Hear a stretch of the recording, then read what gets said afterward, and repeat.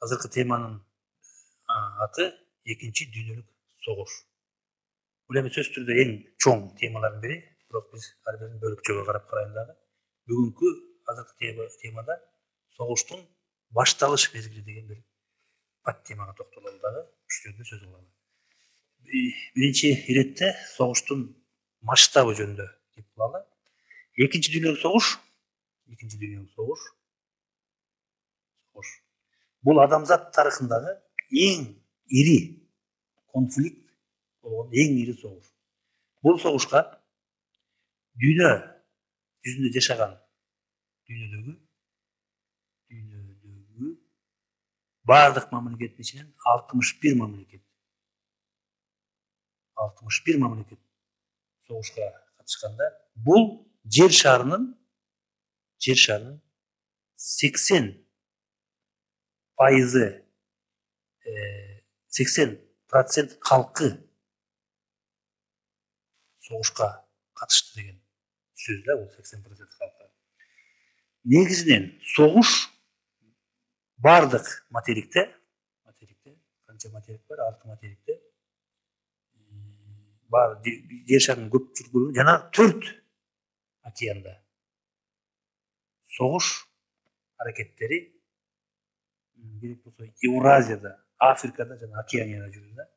Ошол согушуп жаткан өлкөлөрдүн армияга 110 миллиондон ашык адам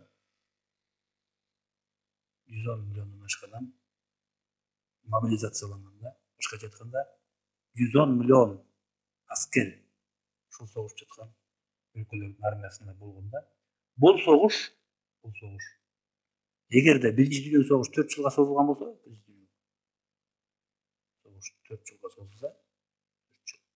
бул экинчи дүйнөлүк согуш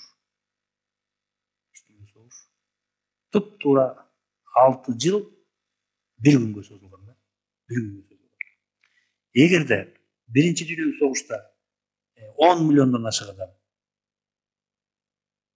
өлсө, экинчи дүйнөлүк согушта акыркы эсептөөлөр боюнча СССР гана 25-30 миллион адам, ал эми жалпы дүйнөдө 65-67 миллион адам бул экинчи дүйнөлүк согушта өлгөн да, курман болушкан да.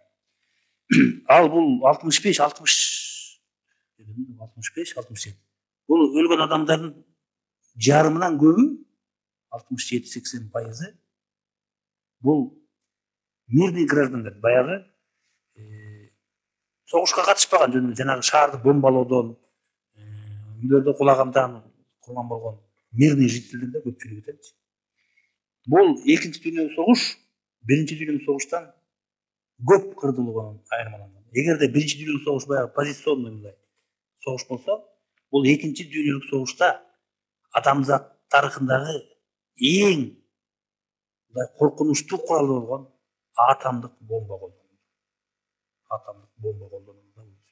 Согуштун акыркы этаптарында ошол атомдук ядердик бомба колдонулду дагы. Бул ошол согуш техникасы жагынан биринчи дүйнөлүк согушка караганда ал да канча бир топ өзүнүн көп кырдылуудан айырмаланып турат да. Экинчи дүйнөлүк согушту ошол согуштун тарыхын изилдеген окумуштуулар, тарыхчылар 3 мезгилге бөлүшөт да. Экинчи дүйнөлүк согуш 3 мезгилге бөлүнөт. Биринчи мезгили 1939 жыл, 1942 жыл.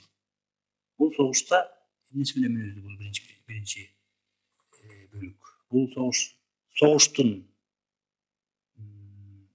башталуу этабынан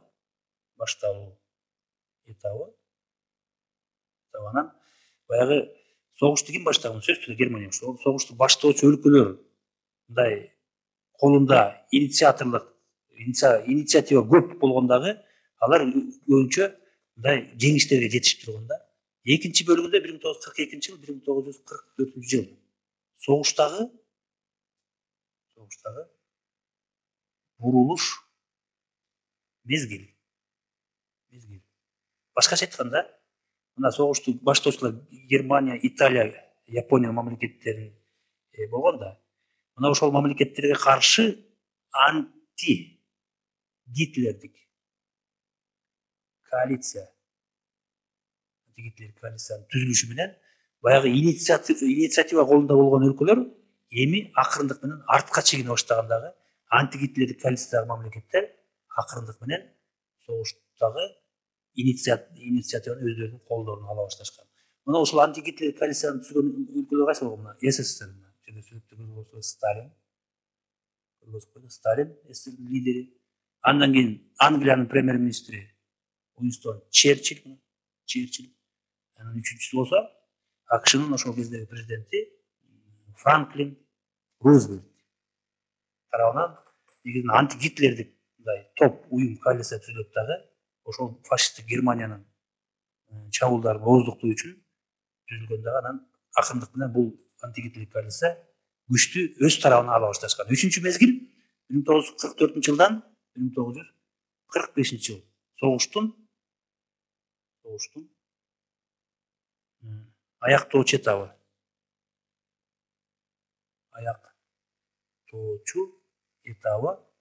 Жана бүтүшү.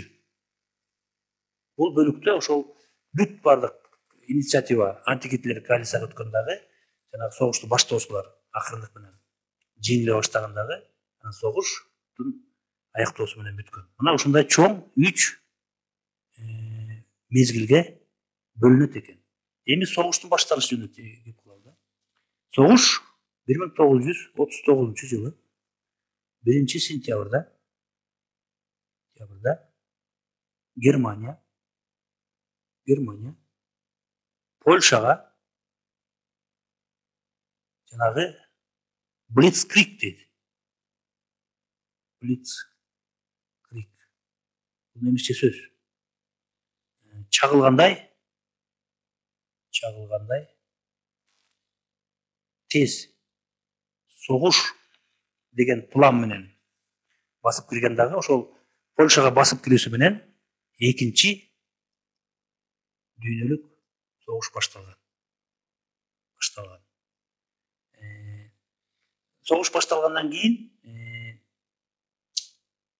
жана эмне үчүн Блицкриг дейт? Себеби деген чалгындай тез согуш Польшаны басып алыш керек болгондагы баягы себеби деген Польшага Франция, Англия бөлөк мамлекеттер союздаш болуп аны коргоп турган да.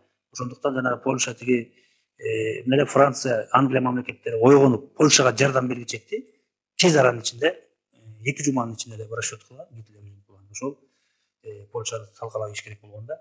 Бирок бул согушка жанагы расчет дейт Германия орусча айтканда. Мындай туура эмес эсептер кабыл алынгандагы тез аранын ичинде Англия менен Франция Польшага жардам берип, бул жерде чоң бир саясатка айланып кеткен. Анан акыркы жылдарда тарыхчылар мына архивтерден казып чыгышты. Бул согушта дагы Советтер Союзу дагы бир согуштун баштоочуларынын катарына кирип калып атат да. Себеби ошол бул чоң нерсе экен, чоң сөз эми. Кыскартып айтканда, баягы 39 жылы Молотов Москвага келгенде, Риббентроп Гитлердин тышкы иштер Молотовдон жолугушканда ошол жерде 10 жылга чейинки салгылашпоо жөнүндө пактага кол коюлбады эле, бирок ошол документке баягы Польшаны Советтер Союзу менен Германия бөлүшүп алуу жөнүндө мындай жашыруун бир документке кол коюлгон экен да. Ошол документтин негизинде 1939 жылы мына Германия Польшага кол салып кирип атат дагы.